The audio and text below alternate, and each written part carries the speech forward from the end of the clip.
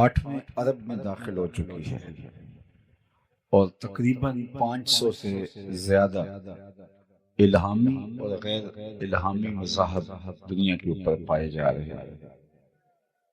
800 ارب دنیا کی آبادی میں 8 ارب دنیا کی آبادی میں 500 مذاہب کا پایا جانا، لیکن میرا اور آپ کا مسلمانوں کے گھر میں پیدا ہونا یہ نہ تو کسی اتفاق کا نتیجہ ہے، نہ ہم نے کوئی اس کے لیے کوئی ایسی نیکی تھی جو کام آئی، نہ ہم نے ٹوکن لیا تھا کہ ہمیں اس امت میں پیدا کیا گیا۔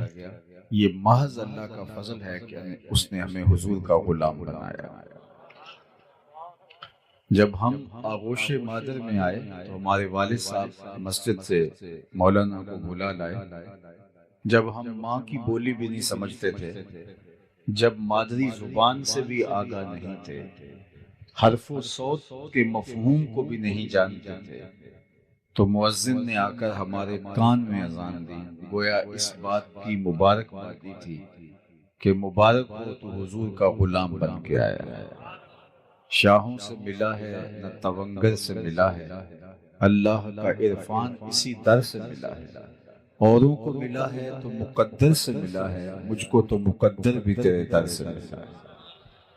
میری خوش قسمتی میں تیرا امتی، یہ میرے بخت ہیں کہ میں حضور کا غلام ٹھہرا، آپ کے بخت ہیں کہ ہم حضور کے غلام ٹھہرے۔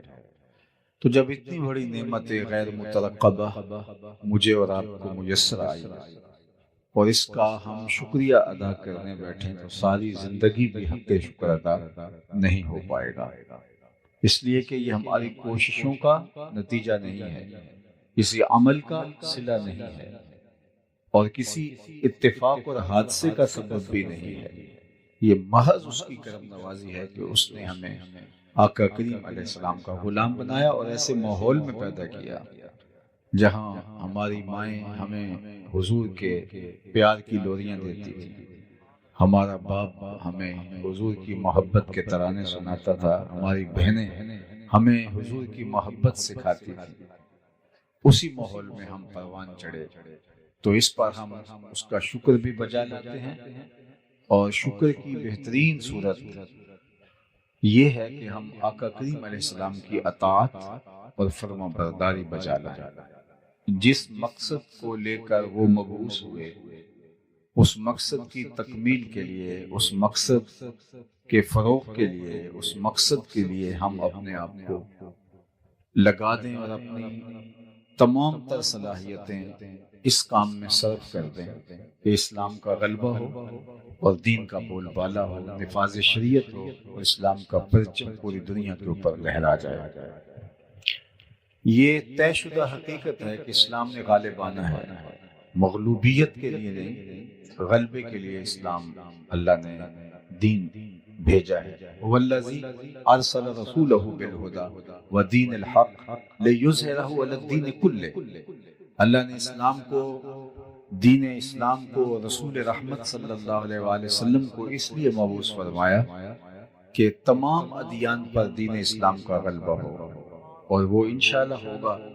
مجھے اور آپ کو اپنے آپ سے سوال کرنا ہے، خود سے پوچھنا ہے کہ اس کام کے لیے، اس مقدس امر کے لیے ہمارا ہوم ورک کیا ہے اور ہم نے اس کے لیے کیا کیا ہے۔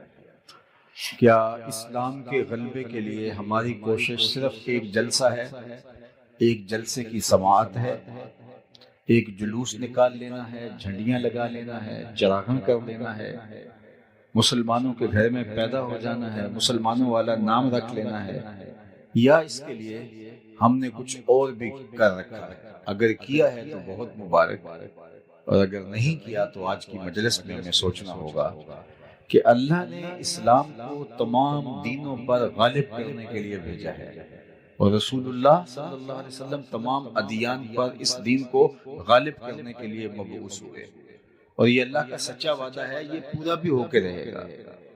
لیکن سوال یہ ہے کہ اس وعدے کی تکمیل میں ہمارا اپنا حصہ کتنا ہے؟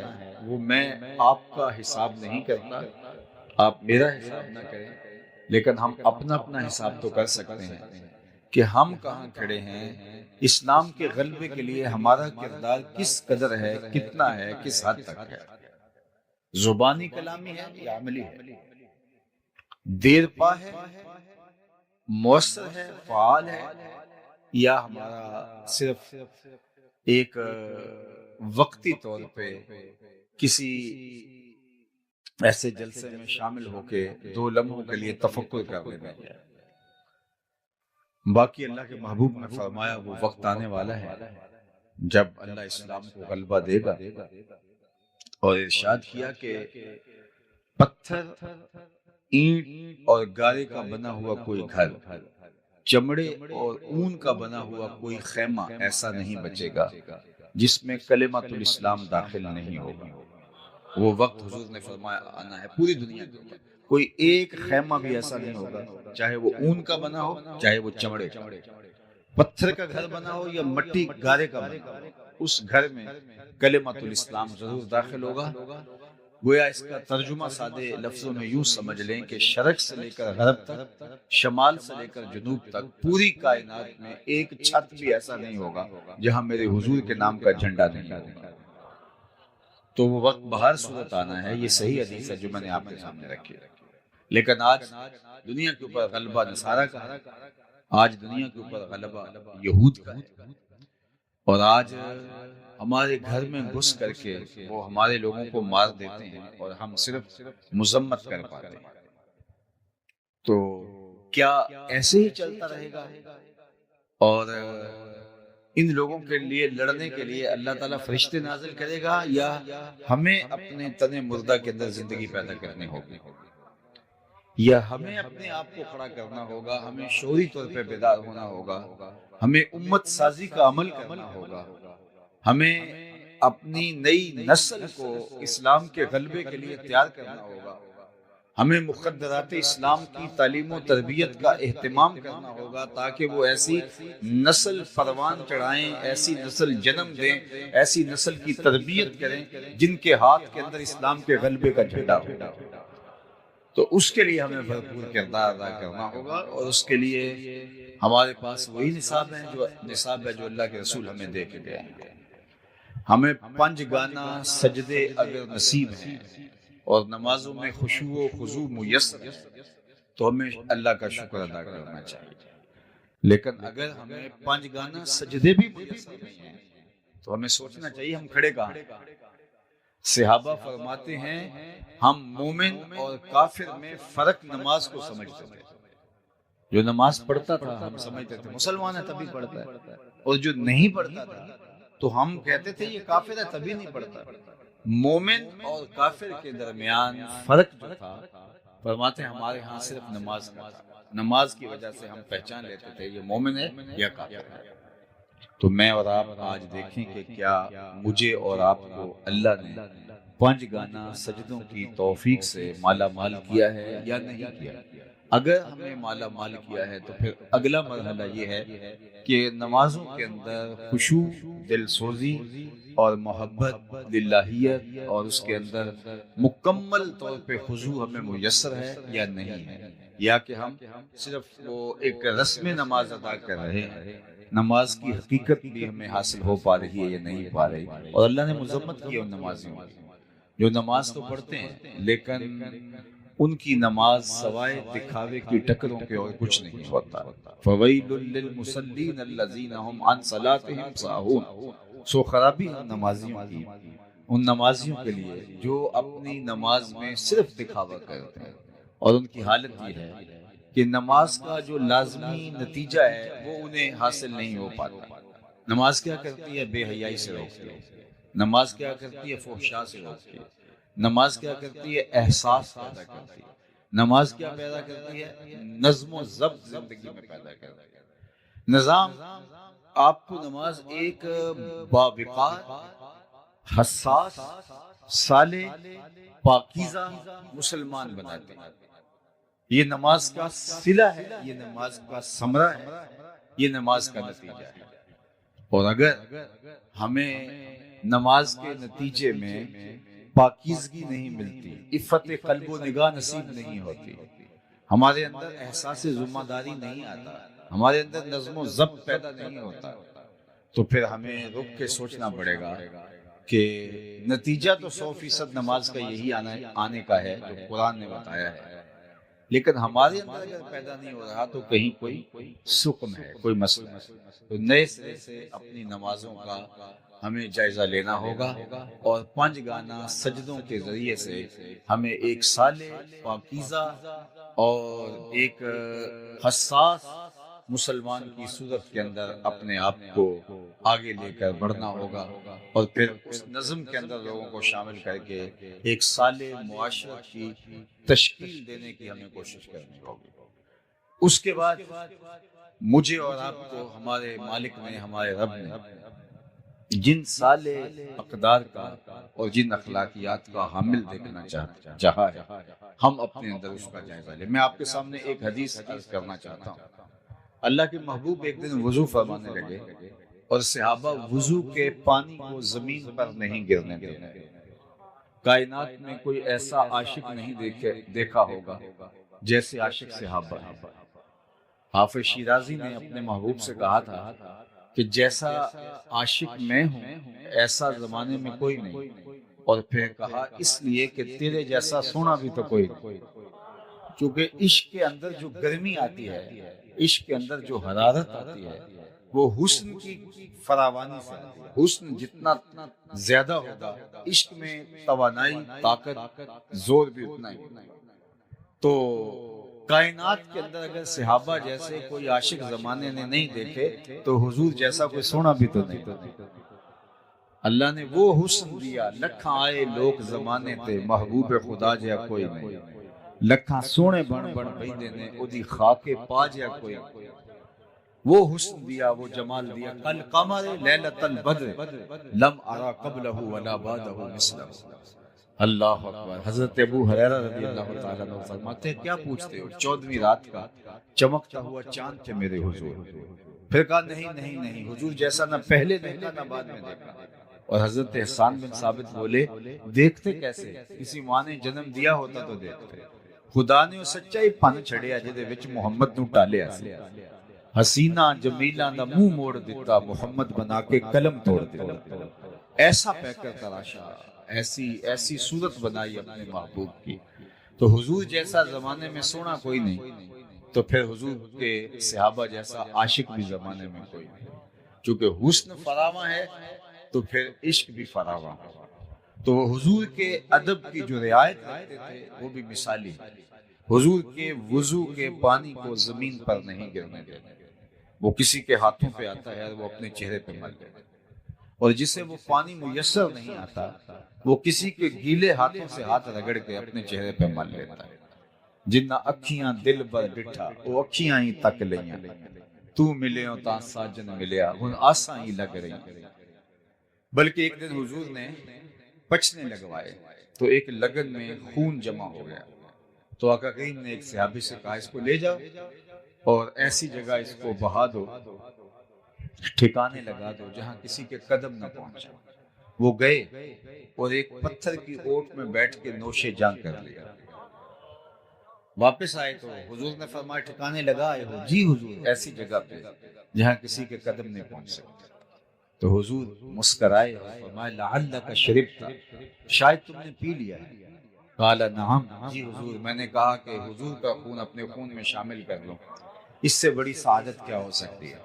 تو آقا کریم نے فرمایا یا غلام قد حررت نفسک من النار، اے بیٹے تو نے اپنے آپ کو آتش دوزخ سے بچا لیا کہ تیرے خون میں میرا خون شامل ہو گیا ہے۔ تو یہ صحابہ کی محبت، حضور لعاب پھینکے تو وہ کسی کے ہاتھوں پہ آتا ہے، پھر وہ چہرے پہ مل لیتے ہیں۔ دنیا میں آپ نے یہ محبت کا انداز لوگ داستان پیار کی سنی ہے، لیکن کسی محب نے اپنے محبوب کے لیے ایسا تو نہیں کیا، لیکن یہاں یہ مظاہر محبت کے دیکھنے کو ملتے ہیں۔ تو اب حضور وضو کرتے ہیں تو وہ پانی اپنے چہروں پہ مل لیتے ہیں۔ اللہ اکبر۔ اور جن کو میسر نہیں آتا وہ گیلے ہاتھوں سے ہاتھ رگڑ کے اپنے چہروں پہ مل لیتے ہیں۔ تو آقا کریم نے جب یہ دیکھا تو فرمایا ما یحملکم علی ھذا، تمہیں اس بات پر کس نے ابھارا کہ میرے وضو کے پانی کو زمین پر نہیں گرنے دے رہے؟ میں نے تو تمہیں اس کا حکم نہیں دیا۔ اللہ اکبر۔ ساری باتیں حکم سے نہیں کی جاتی، کچھ کاموں کے کرنے کا تقاضا محبت بھی ہوتی ہے. محبت محبوب کو راضی کرنے کے ڈھب خود ہی سیکھ لیتی ہے، خود ہی محبوب کی چوکھٹ پر پہنچنے کے راستے تلاش کرتی ہے. تو کہا کہ میں نے یہ حکم نہیں دیا کہ تم میرے وضو کے پانی کو زمین پر نہ گرنے دو، ہاتھوں پہ اٹھا لو، چہروں پہ ملو، اپنے بدن سے مس کرو، لیکن تم میرے وضو کے پانی کو زمین پر نہیں گرنے دیتے. اس بات پر تمہیں کس چیز نے ابھارا؟ تو انہوں نے جو جواب دیا وہ سنیے. انہوں نے کہا حب اللہ و رسول، اللہ اور اس کے رسول کی محبت میں. محبت کا تقاضا یہ ہے کہ ہم آپ کے وضو کے پانی کو زمین پر نہیں گرنے دے رہے، یہ ہمارا پیار گوارا نہیں کرتا. جو پانی آپ کے بدن سے چھو جائے وہ ہمارے لیے آب کوثر ہے، وہ ہمارے لیے مائے معین ہے، سلسبیل ہے. تو اس پانی کو ہم اپنے چہروں پہ ملیں گے اور سعادت مندی سمجھیں گے. آقا کریم نے ان کے اس عمل پر کوئی روک نہیں لگائی، ان کی مذمت نہیں کی، ان کو منع نہیں کیا. اور اس موقع کے علاوہ بھی یہ ماجرا کئی بار ہوا. صلح حدیبیہ کے موقع پر بھی ایسا ہوا کہ حضور کے وضو کے پانی کو صحابہ زمین پر نہیں گرنے دے رہے تھے. تو عروہ بن مسعود ثقفی نے اس کے اوپر جو ہے وہ آواز کسی تھی. اس کا جواب حضرت ابوبکر رضی اللہ تعالی عنہ نے دیا تھا. تو اب یہ وضو کے پانی کو زمین پر نہیں گرنے دے رہے. پوچھا ما یحملکم علی ھذا؟ کہ حب اللہ و رسول، اللہ اس کے رسول کی محبت کی وجہ سے. تو حضور نے فرمایا اگر تم یہ چاہتے ہو کہ اللہ اس کے رسول سے محبت کرو اور اللہ اور اس کا رسول تم سے بھی محبت کرو تو پھر تمہیں 3 کام کرنے چاہیے. یعنی تمہارا یہ عمل اپنی جگہ پہ درست ہے کہ تم میرے وضو کے پانی کو زمین پر نہیں گرنے دے رہے، اس کی نفی نہیں کی، لیکن کہیں اس عمل پر ہی فوکس کرنے بعد میں آنے والے اور باقی دین ان کی نظروں سے کہیں اوجھل نہ ہو جائے. نبی کا منصب ہے کہ وہ دور اندیشی کے ساتھ معاملات کو دیکھتا ہے، اور اللہ نے اس کو جو نگاہ بینا عطا کر رکھی ہوتی ہے اس سے وہ معاملات کو لوگوں کی تعلیم کے لیے بڑی کشادگی کے ساتھ کھول کے لوگوں کے سامنے رکھتا ہے. تو آقا کریم نے فرمایا اگر تم چاہو کہ اللہ اس کے رسول سے محبت کرو اور اللہ اس کا رسول بھی تم سے وہ محبت فرمائے تو تمہیں 3 کام کرنے چاہیے. سب سے پہلے جب بولو سچ بولو، زندگی بھر کبھی جھوٹ نہیں بولنا. دوسری بات فرمائی جب تمہارے پاس امانت رکھی جائے اس میں خیانت نہ کرنا. اور تیسری بات فرمائی کہ جب کوئی تمہاری ہمسائیگی میں آ بسے تو حق مجاورت ادا کرنا، ہمسائیگی کا حق ادا کرنا، ہمسائے کا خیال رکھنا. تمہارا یہ عمل مبارک ہے لیکن یہ 3 عمل تم سے زندگی بھر چھوٹنے نہ پائے. جب بھی بولو سچ بولو. تو مسلمان تو سچ بولتا ہے، چونکہ ہمارے آقا و مولا کو کافر بھی صادق و امین کہتے تھے، تو ہم جھوٹ کیسے بول سکتے ہیں جب ہمارے آقا و مولا کو دشمن بھی، جان کے دشمن بھی صادق اور امین کہتے تھے. اور جس دن حضور کو معاذ اللہ شہید کرنے کے ارادے سے حضور کے گھر کا محاصرہ کافروں نے کیا ہوا تھا، اس دن بھی ان کی امانتیں حضور کے گھر میں پڑی تھی.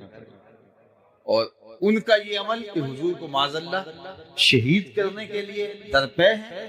اور آقا کریم حضرت علی المرتضیٰ رضی اللہ تعالیٰ عنہ کو اپنے بستر پہ لٹاتے ہیں اور فرماتے ہیں کہ تم لیٹ جاؤ، صبح اٹھنا ان کی امانتیں دے کے تم بھی مدینے چلے آنا.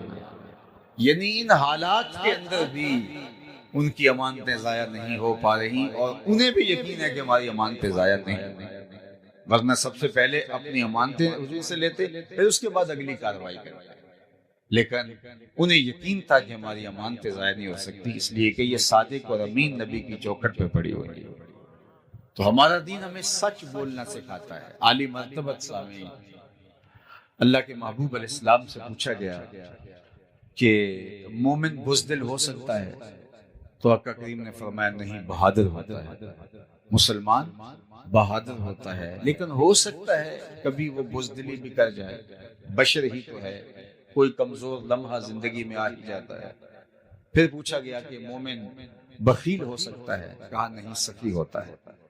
لیکن ہو سکتا ہے کبھی بخل بھی کری جائے، کبھی زندگی کے اندر ایسا مرحلہ بھی درپیش ہوتا ہے کہ سخی آدمی سے بھی کبھی ہاتھ دبا لیتا ہے. تیسرا سوال حضور سے کیا گیا مومن جھوٹا ہو سکتا ہے؟ فرمایا جھوٹا نہیں ہو سکتا، یہ طے ہے کہ مومن ہو جھوٹا ہو یہ نہیں ہو سکتا. مجھے اور آپ کو اس آئینے میں اپنی شکل دیکھنی چاہیے۔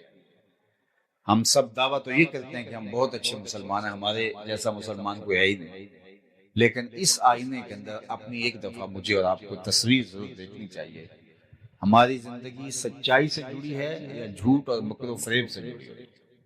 تو مومن جھوٹا نہیں ہوتا، مومن سچ کا عادی ہوتا ہے اور سچائی کے ساتھ جڑا ہوا ہوتا ہے، اور سچ بولنے والا ایک مطمئن زندگی گزارتا ہے۔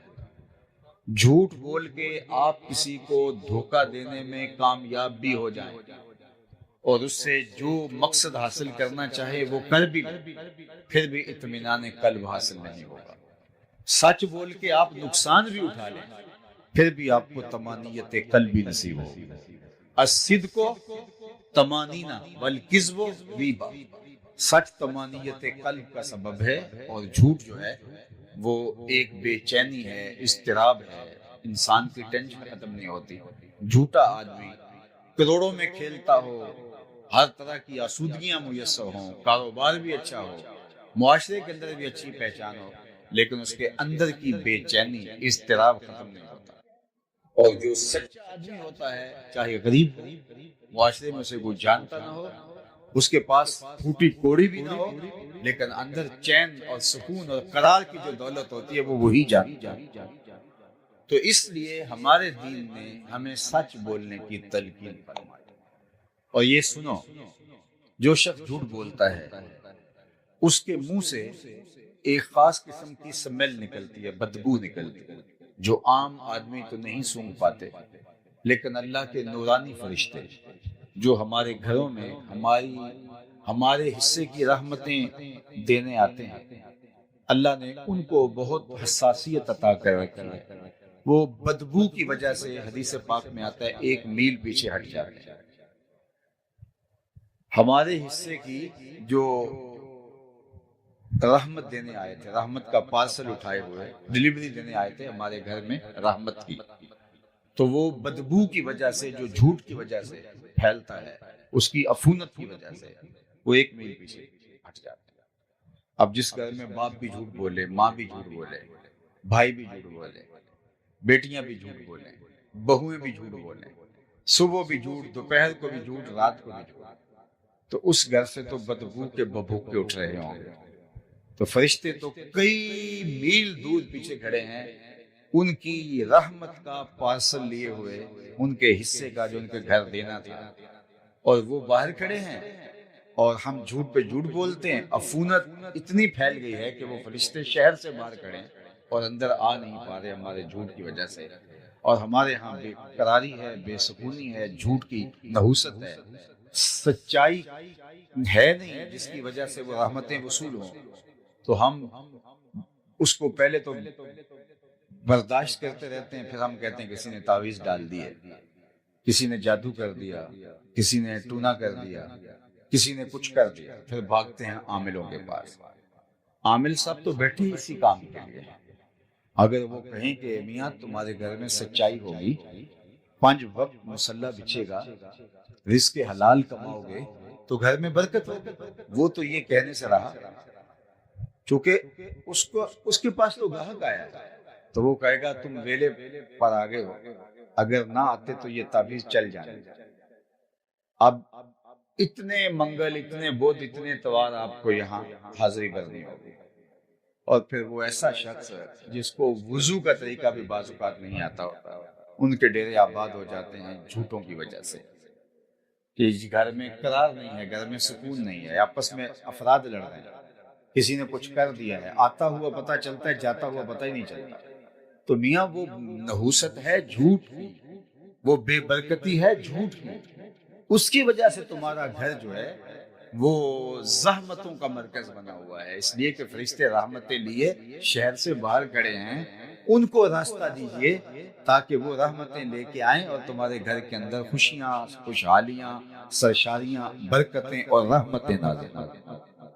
تو جھوٹ کی وجہ سے ہمارا پورا معاشرہ ڈسٹرب ہو گیا، اور نیچے سے لے کر اوپر تک، درجہ چہارم کے ملازم سے لے کر کے 22ویں گریڈ کے آفیسر تک، ایک عام شہری سے لے کر کے آیان سلطنت تک سب جھوٹ بول رہے ہیں اور جھوٹ سے ہی کائنات کو چلانے کی کوشش کر رہے ہیں اور دنستے چلے جاتے ہیں مصیبتوں میں، مشقتوں میں، بے چینیوں میں، اضطراب میں۔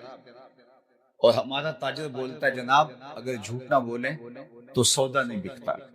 تو میں کہتا ہوں جاپان والے پوری دنیا میں بیچ رہے ہیں اور لوگ ہاتھوں ہاتھ لیتے ہیں، تو اگر جھوٹ سے سودا جو ہے بغیر بکتا نہ ہو، وہ تو جھوٹ سے آشنا ہی نہیں ہے قوم۔ جاپان دنیا کے اوپر اسی معمورہ ہستی پہ بسنے والی ایک قوم ہے جن کی ماں نے، جن کے باپ نے، جن کے بڑوں نے اپنی اولاد کو جھوٹ سے آشنا ہی نہیں ہونے دی، انہیں پتہ ہی نہیں جھوٹ بھی کچھ ہوتا ہے، اور دنیا کے اوپر ان کا اعتبار قائم ہے۔ اور ہم جھوٹ کیسے بول سکتے ہیں؟ ان کا تو کوئی دین نہیں ہے، یا دین ہے بھی تو ان کی تعلیمات کس طرح کی ہوں گی؟ ہمارے تو دین نے ہمیں بتایا کہ تم سچ بولو گے، اور ہمارے نبی کو دنیا صادق اور امین کہتی تھی، تو ہم کس طرح جھوٹ بول سکتے ہیں؟ تو سب سے پہلی بات جو ہم نے میلاد کی مجلس سے سیکھنی ہے نماز کے بعد، وہ یہ ہے کہ ہمیں زندگی بھر سچ بولنا ہوگا اور کبھی بھی جھوٹ کے قریب نہیں جانا ہوگا۔ دوسری بات ارشاد فرمائی کہ اے صحابہ تم کبھی بھی امانت میں خیانت نہیں کرو گے۔ اگر تم چاہتے ہو کہ اللہ اس کے رسول سے محبت کرو اور اللہ اس کا رسول تم سے محبت کرو، تو کبھی بھی تم امانت میں خیانت نہیں کرو گے۔ اللہ اکبر۔ اب ذرا دیکھیے، ہم تو کسی کا قرض لے لیں کسی سے تو ہم آرزو کرتے ہیں وہ فوت ہی ہو جائے، قرض لے کے ہم مار کے بیٹھ جاتے ہیں۔ ضرورت تھی اس وقت منتیں اور ترلے کر کے ہم اس سے قرض لے لیا، پھر بعد میں ہم اس کا فون بھی نہیں اٹھاتے، اور وہ ہم سے قرض لینا چاہے تو اس کو دلائل دینے پڑتے ہیں کہ مجھے بڑی ضرورت پڑ گئی ہے اس لیے میں تجھ سے جو ہے وہ قرض واپس مانگ رہا ہوں۔ اور ہم کتنوں کے قرض دبا کے بیٹھ جاتے ہیں، زمینیں دبا کے بیٹھ جاتے ہیں، دیوار رکھتے ہوئے ہم سائے کے 2 انچ دبا کے ہم سمجھتے ہیں کہ ہم نے کو بہت تیر مار لیا۔ امانت میں خیانت، ہمارا دین تو اتنا حساس ہے، ہمیں فرمایا گیا کہ جب کوئی تم سے بات کر رہا ہو اور بات کرتے کرتے وہ دائیں بائیں دیکھے تو اس کا مطلب ہے وہ اس بات سے ڈر رہا ہے کہ کوئی اور نہ سن رہا ہو، تو فرمایا وہ بات بھی تمہارے پاس امانت ہوگی۔ یعنی اگر تم سے کوئی بات کرتے کرتے ہولے ہولے بولے یا دائیں بائیں دیکھے تو وہ بات بھی امانت ہوگی، چہ جائے کہ کسی سے لیا ہوا اس کو ہڑپ کر جائے۔ اور جس نے کسی کی 1 انچ بھی زمین دبائی، کل قیامت کے دن 7 زمینوں کا توق بنا کے اس کے گلے میں ڈال دیا جائے۔ یہ کوئی آسان نہیں ہے کہ ٹھیک ہے آج چلتی ہے تو چلا لو، آج تھانے کچہریاں اس میں میرا سکہ چلتا ہے تو میں جو مرضی کروں، آج کر لیں جو۔ اس لیے اللہ نے ایک عدالت رکھی ہوئی ہے، ایک دن ایک بڑی عدالت لگنے والی ہے۔ یہاں سول کورٹ میں مکر فریب سے جیت جاتے ہیں تو آپ کا مخالف جو ہے وہ چلا جاتا ہے، جو ہے وہ سیشن کورٹ میں، وہاں جیت جاتے ہیں، ہائی کورٹ میں، اور سپریم کورٹ تک بھی اگر کوئی جیت جاتا ہے تو چلو دنیا میں جیت جاتا ہے، مکر و فریب سے، رشوت سے، اثر و رسوخ سے، سفارش سے۔ لیکن سپریم کورٹ سے آگے بھی ایک عدالت ہے جو لگنے والی ہے، جس میں رشوت نہیں چلتی، جس میں انصاف ہوگا، جس میں ترازو کے دونوں پلڑے برابر برابر تولیں گے، جس میں ایک ایک چیز کا حساب ہوگا، ایک ایک چیز کا، حرکات کا بھی اور سکانات کا بھی۔ تو وہ دن آنے والا ہے، تو کتنا سخت ہے جو امانتوں میں خیانت کرتے ہیں، اور پھر اللہ تعالیٰ جل شانہ جو ہے وہ قیامت کے دن پھر وہ حساب جو ہے وہ بے بات کر دے گا۔ اور قیامت کے دن کیا ہوگا؟ اگر کسی نے کسی کا کچھ دبایا ہوا تو اس دن تو وہ چیز تو دے نہیں سکے گا، وہ تو یہیں چھوڑ گیا ہے، زمین بھی یہاں چھوڑ گیا، جائیداد بھی یہاں چھوڑ گیا، تو پھر اس دن کیا دے گا؟ اس دن جو سکہ رائج الوقت ہوگا قیامت کے دن وہ اعمال ہوں گے، تو جان چھڑانی پڑے گی اپنے عمل دے کے، اور اگر عمل دے کے بھی جان نہ چھوڑی چھوٹ رہی ہوگی تو پھر اس کے گناہ لینے لگے۔ اور یہ کتنا بڑا کھاتا ہے؟ ایک تابعی کا قول ہے کہ جس نے کسی کے 3 پیسے دبائے، کتنے پیسے؟ 3 پیسے، اس کو اس کے بدلے میں قیامت کے دن 700 نمازیں جو جماعت کے ساتھ ادا کی گئی ہیں وہ دینا پڑے۔ 3 پیسوں کے بدلے میں 700 نمازیں با جماعت ادا کی گئی وہ دینا پڑے۔ تو میں تو کہتا ہوں اگر 1-2 ہزار بھی اگر کسی کا دینا ہوا تو ساری زندگی کی کمائی، حج، عمرے، زکاتیں، سب کچھ 1,000-2,000 میں چلا جائے گا۔ تو اس بات کے اندر ہمیں اپنے کھاتے کو صاف کرنا چاہیے۔ کسی کی امانت، یہ بات کا ساری زندگی رشوت لے کے، لوگوں کا مال کھا کے، آخری عمر میں حج عمرہ کر لیا، ٹوپی پہن لی اور اگلی صف میں نمازیں پڑھنے لگ گئے۔ میں ان کی نمازوں کی توہین نہیں کرتا، جن سے مال لوٹا ہے ان کا مال دینا بھی واجب ہے۔ اس حج سے، اس عمرے سے وہ حقوق العباد جو ہیں ان کی تلافی نہیں ہوگی، وہ تلافی کرنی پڑے گی اور وہ دینا پڑے گا ان کا مال۔ تیسری بات اللہ کے محبوب نے ارشاد فرمائی صحابہ کو، وہ یہ تھی کہ تمہاری ہمسائیگی میں اگر کوئی آ بسے تو تم نے حق مجاورت ادا کرنا ہے، ہمسائے کے حق کو ادا کرنا ہے۔ اللہ کے محبوب فرماتے ہیں مجھے ہمسایوں کے حقوق کے حوالے سے اس قدر تاکیدات کی گئیں کہ مجھے لگا کہ ہمسایہ کہیں وراثت میں حقدار نہ ٹھہرا دیا، اور قیامت کے دن جو اللہ کے سامنے سب سے پہلا شخص کسی کی شکایت لے کے حاضر ہوگا وہ ہمسایہ ہوگا۔ سب سے پہلا شخص ہمسایہ ہوگا جو قیامت کے دن کہے گا کہ مالک اس نے مجھے تنگ کیا، اس نے مجھے اذیت پہنچائی۔ تو ہمسایہ ماں جایا ہوتا ہے، یعنی اس کی مثل ہوتا ہے، اور اس کی ہمسائیگی کا حق، مجاورت کا حق ہمیں ادا کرنے کی تلقین کی گئی ہے۔ اور ہمسایہ صرف وہ نہیں ہوتا جس کی دیوار ہماری دیوار کے سامنے ہو، ساتھ لگتی ہو، یا جس کا دروازہ ہمارے دروازے کے سامنے ہو۔ 40 گھروں تک ہمسائیگی ہوتی ہے، اور اگر ہم صرف ہمسائیگی کا خیال رکھنا شروع کر دیں تو معاشرے کے دکھ مٹ سکتے ہیں۔ کسی بھی علاقے میں 40 گھر ایک دوسرے کے دکھ سکھ کے ساجی ہو جائیں، ان کی بیٹیوں کو اپنی بیٹیاں سمجھ رہے ہیں، جب وہ جوان ہوں تو ان کی شادی اپنا ذمہ سمجھیں، ان کے بچوں کی تعلیم اپنی ذمہ سمجھیں، جو غریب ہیں امیر ذمہ داری لے لیں، غریب اور امیر یہ ہمسائیگی کے حق کو ادا کریں۔ صرف اس اسلام کے دیے ہوئے نظام مجاورت جو ہمسائیگی کا نظام ہے اس کو اختیار کریں تو یہ معاشرہ جنت نظیر بن جاتا ہے، یہ معاشرہ جنت نظیر بن جاتا ہے، صالح معاشرہ بن جاتا ہے۔ لیکن ہم شاید دین کے مفہوم کو نہیں سمجھے، ہم نے چند عبادات کو، سجدوں کو، رکوع و قیام کو دین سمجھ لیا، لیکن وہ اس کو بھی کب سمجھا؟ ہمارے معاشرے کا 80% طبقہ تو نماز سے دور ہے، کوئی 20% لوگ نماز پڑھتے ہیں، باقی 80% تو نماز کے قریب بھی نہیں جاتے۔ تو ہم نے تو اس کو بھی چھوڑ دیا، نظام عبادت کو بھی چھوڑ دیا، اور نظام اخلاقیات جو ہے، حقوق العباد کا جو نظام ہے، جو 100% ہر ایک کے اوپر لازم ہے اور واجب ہے، تو اس کو تو ہم بالکل ہی چھوڑ چکے ہیں، الا ماشاءاللہ جس کو اللہ نے توفیق عطا کی۔ تو حضور کے مبارک میلاد میں آنے والوں، آج یہ 3 باتیں بلکہ یہ 4 باتیں اپنے پلے باندھ کے لے جاؤ اور عمل کرنے کی کوشش کرو۔ جو کوشش میں ہیں اور پہلے عمل پیرا ہے وہ اس کا حجم بڑھا دیں کہ ہم 5 گانہ نماز کبھی بھی ترک نہیں کریں گے انشاءاللہ، ہم کبھی بھی جھوٹ نہیں بولیں گے، ہم کبھی بھی امانت میں خیانت نہیں کریں گے، اور ہم کبھی بھی اپنے ہمسائے کے ساتھ برا سلوک نہیں کریں گے۔ مجھے یہ معلوم نہیں ہے کہ جتنے لوگ میرے سامنے موجود ہیں یہ اس شہر کا کتنے فیصد ہیں، یہ شہر 1 لاکھ کی آبادی ہے، 2 لاکھ کی آبادی ہے یا کم ہے، مجھے نہیں معلوم، لیکن مجھے یہ معلوم ہے کہ یہ جتنے لوگ میرے سامنے بیٹھے ہیں، اتنے لوگ اگر یہ عزم کر کے اٹھیں کہ آج کے بعد جھوٹ نہیں ہوگا، کل سے ہی آپ کا شہر بدلا بدلا دکھائی دے گا، یہ مجھے یقین ہے۔ صرف اتنے لوگ جتنے میرے سامنے بیٹھے ہیں، باقی پورا شہر آ جائے اور وہ عزم کر لے وہ تو الگ بات ہے، صرف اتنے لوگ اگر یہ پختہ ارادہ کر لیں کہ آج کے بعد ہماری طرف سے ہمسایوں کو تکلیف نہیں پہنچے گی، بلکہ ہم ان کو اپنا بھائی سمجھ کے ان کو آگے لے جانے کی کوشش کریں گے، تو آپ کا معاشرہ کل سے بدلا بدلا دکھائی دے گا۔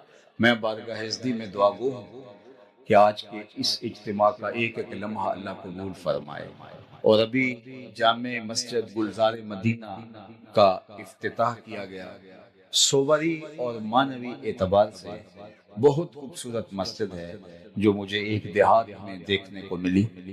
اللہ کی بارگاہ میں دعا ہے ہمارے ان دوستوں کے لیے جنہوں نے اس مسجد کی تعمیر کا بیڑا اٹھایا اور پھر اس کو تکمیل کی منزل تک پہنچایا۔ اللہ اس کے بدلے میں ان کو بہتر اجر عطا فرمائے۔ جس نے ایک تتر کے گھونسلے کے برابر بھی مسجد بنائی، ایک جانور ہے چھوٹا سا کتات، اس کے گھونسلے کے برابر بھی، وہ آدھی اینٹ کا گھونسلہ ہوتا ہے، پوری اینٹ کا نہیں ہوتا، جس نے اس کے گھونسلے کے برابر بھی مسجد بنائی، فرمایا گیا اللہ اس کا گھر بھی جنت میں بنا گا۔ اور خوش نصیب ہیں وہ لوگ جو اللہ کے گھر تعمیر کرتے ہیں۔ صاحب روح البیاں علامہ اسماعیل حقی نے لکھا ہے کہ جب کعبۃ اللہ کی تعمیر مکمل ہو گئی تو حضرت ابراہیم اور حضرت عیسیٰ یہ معماران حرم ہیں، تو بارگاہ ازدی میں عرض گزار ہوئے مالک تعمیر کے دوران جو سنگ ریزے، پتھروں کے ٹکڑے، جو چھوٹا چھوٹا میٹیریل، ریت کے ذرے، یہ اتنا کچھ جو ہے وہ بچ گیا ہے، اس کا کیا کریں؟ یہ کعبۃ اللہ کی دیواروں سے دوران تعمیر یہ اتنا میٹیریل جمع ہوا ہے، اس کو دریا میں، سمندر میں بہا دیں، دفن کر دیں، پہاڑوں پہ پھیلا دیں، کیا کریں؟ تو حکم ہوا اس کو تم ایک جگہ مطاف میں جمع کر دو، اس کا انتظام ہم خود کریں۔ تو وہ سارا میٹیریل، اس میں چھوٹے چھوٹے پتھر کے ٹکڑے تھے، ریت کے ذرے تھے، سنگ ریزے تھے، میٹیریل تھا، وہ سارا بکھرا ہوا جمع کر کے مطاف میں ڈھیر لگا دیا گیا۔ تو جبریل امین حاضر خدمت ہوئے اور اپنا نورانی پر بچھایا اور یہ سارا میٹیریل ان کے پر پہ ڈال دیا گیا۔ پھر وہ اس میٹیریل کو لے کے اڑے، جب افق کے برابر ہوئے تو انہوں نے اپنے پر کو جھٹک دیا، تو وہ سارے ذرے، ریت کے، سنگ ریزے، پتھر کے چھوٹے چھوٹے ٹکڑے اور کنکر پوری دنیا کے اوپر بکھر گئے۔ کہتے ہیں جہاں جہاں کوئی پتھر کا ٹکڑا یا ریت کا ذرہ گرا تھا وہاں وہاں مسجد بنے گی، اور یہاں بھی کوئی چھوٹا سا سنگ ریزہ گرا تھا، اور آج یہاں خوبصورت مسجد منصہ شہود پہ آئی ہے۔ اللہ اس مسجد کو نمازیوں سمیت آباد رکھے، پورے علاقے کے لیے رشد و ہدایت کا مرکز اور ذریعہ بنائے، اور آپ لوگ جس شوق کے ساتھ تشریف لائے بہتر جزا اجر عطا فرمائے۔ ادارۃ المصطفیٰ حلقہ عبد الحکیم کے جملہ دوستوں کو اللہ بہتر صلہ اجر جزا دے۔ وآخر